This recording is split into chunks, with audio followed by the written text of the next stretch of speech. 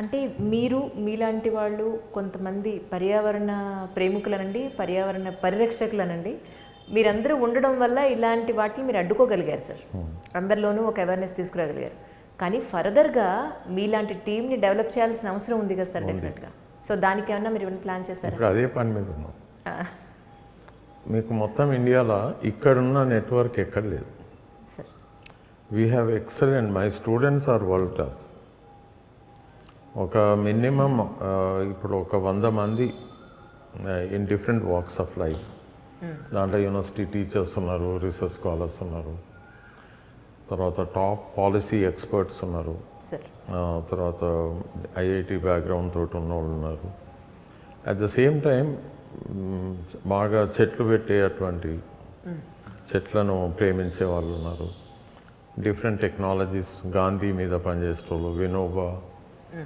They are lot of people who are highly dedicated. అందరు కూడా ఎన్వైరన్మెంట్కి వచ్చి అండ్ దిస్ ఇస్ ద ఇండియాలో ఎక్కడ ఇంత పెద్ద నెట్వర్క్ లేదు. అండ్ దట్స్ వై ఇక్కడ ఏదైతే సక్సెస్ఫుల్ మూమెంట్స్ అయినాయో మీకు త్రూఅవుట్ ద కంట్రీ ఎక్కడ కూడా కనపడవు. For example 1987 we stopped A nuclear reactor from coming up at Nagarjunasagar. Okay.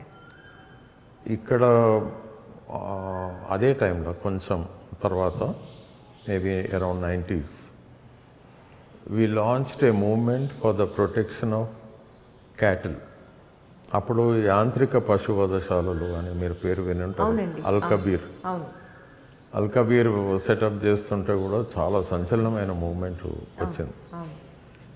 And ఆ టైంలో even Vajpayee had come to Hyderabad and we met him, we gave representations. But more than that ఏంటంటే we went to the people and we were able to organize huge protests.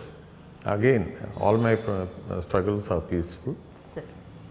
But appudu mem ichina slogan oka religion paranga ivvaledu. We only said save cattle, save India. You know why? Because these cattle are the living tools of work of millions of farmers in the country. ఈ పశువులు పేద రైతుల పనిముట్లు. ఈ పనిముట్లు లేకుంటే పేద రైతులు వాళ్ళేం ట్రాక్టరైజేషన్ అవన్నీ చేసి నడపడం కూడా సాధ్యం కాదు. ఒకవేళ ఎక్కడైనా చాలా తక్కువ ధరలో ట్రాక్టర్స్ను కిరాయికి ఇచ్చినా అది that is not advisable because they consume diesel and diesel is a pollutant. So కనుక it is not advisable and we have and cattle are important for organic farming and all that. కానీ sir ఇప్పటికీ ఇంకా జరుగుతున్నాయి కదా, జరగట్లేదంటారా? అల్కబీర్ issue మేము హైకోర్టులో ఇక్కడ నెగ్గినాం sir. సుప్రీంకోర్టులో ఒక్క 1 vote మెజారిటీ తోటి ఓడిపోయాం. Otherwise we would have stopped it. Sir but stop చేయలేమంటారా మీ ఉద్దేశ ప్రకారం? చేయాలంటే సుప్రీంకోర్టులో మళ్ళీ రివ్యూ పిటిషన్ వేయాలి. అంటే వన్స్ అగైన్ ఈ పోర్ట్స్ కూడా ఎట్లయిపోయినాయంటే మనం ఒక మ్యాసివ్ అజిటేషన్ చేసి మీడియా రిపోర్ట్ చేస్తుంటే that also is taken into consideration. అంటే పబ్లిక్ డిమాండ్ ఉన్నప్పుడు కొంచెం we have seen how public demand influences the judiciary of the court. I mean judiciary their judgments. అది that also is there. Actually ఆ విధంగా ఉండొద్దు కానీ but popular protest is invariably taken into consideration. Judgments ఎప్పుడైనా చట్టం ప్రకారంగానే ఉండాలి.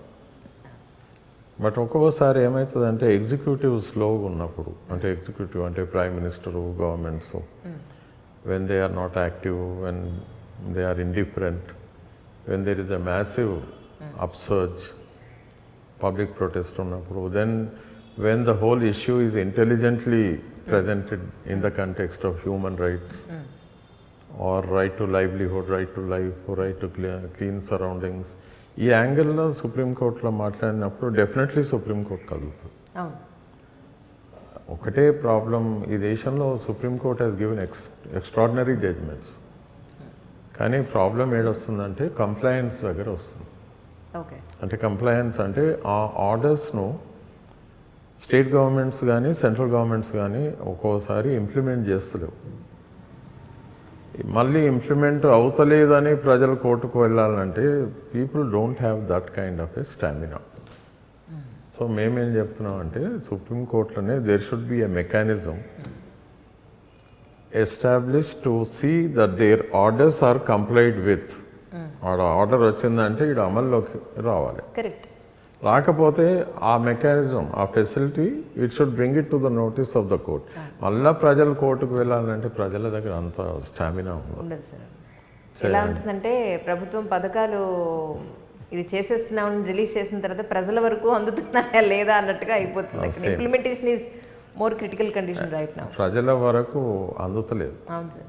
But ఇప్పుడు I'm happy to say that in the present Andhra Pradesh sir Jaganmohan Reddy గవర్నమెంట్లో they have taken decentralisation very seriously.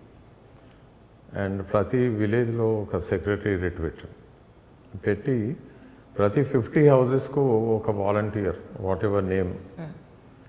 So ఆ 50 ఇళ్లలో ఉండే ప్రజల యొక్క రిప్రజెంటేషన్స్ ఇతను తీసుకొని రైట్ ప్రాపర్ ఛానల్స్ ద్వారా దాన్ని అడ్రస్ చేసి మళ్ళీ వాళ్ళకు ఆ సర్టిఫికెట్స్ కానీ whatever is needed including cash payments everything is delivered at the doorstep. ఇది రెవల్యూషనరీ. అంటే ఎందుకు చెప్తున్నా, as a political scientist I know sir we have been talking about door delivery of government schemes. ఎవరు చేయలేకపోయినారు. This is something which we have to appreciate. అంటే నిజంగా implement అవుతుందా sir? అవుతుంది. My students in AP because they are also my student, therefore we are in touch. Yes sir. And they tell me that this is very effective. For more videos, subscribe to iDream. For best entertainment and information, please subscribe iDream. Please subscribe to iDream. For more videos, please subscribe to iDream. For more videos, subscribe to iDream. For more interesting videos, please subscribe to iDream. Hi, this is Anil Ravipudi. For more videos, please subscribe iDream Media. This is Manjula. For more videos, please subscribe iDream. For more videos, please subscribe to iDream channel. Don't miss it. అక్కడ ఒక గంట symbol ఉంటుంది, దాన్ని లాగి పట్టుకొని కొట్టండి, మర్చిపోదు. ఓకేనా? Subscribe to iDream.